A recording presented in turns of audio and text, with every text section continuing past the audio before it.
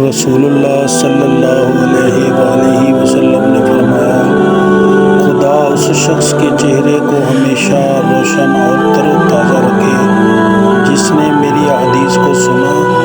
اور لوگوں تک پہنچایا۔ حضرت صلی اللہ علیہ وآلہ وسلم نے فرمایا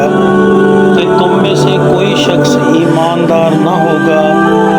جب تک وہ اپنے بھائی کے لیے وہ نہ چاہے جو وہ اپنے نفس کے لیے چاہتا ہے۔ ایک دن ایک آدمی نے رسول اللہ صلی اللہ علیہ وآلہ وسلم سے پوچھا، یا رسول اللہ، سب سے بہتر اسلام کون سا ہے؟ آپ صلی اللہ علیہ وآلہ وسلم نے فرمایا، جا کے کھانا کھلاؤ اس کو جس کو تم پہچان لو اس کو بھی،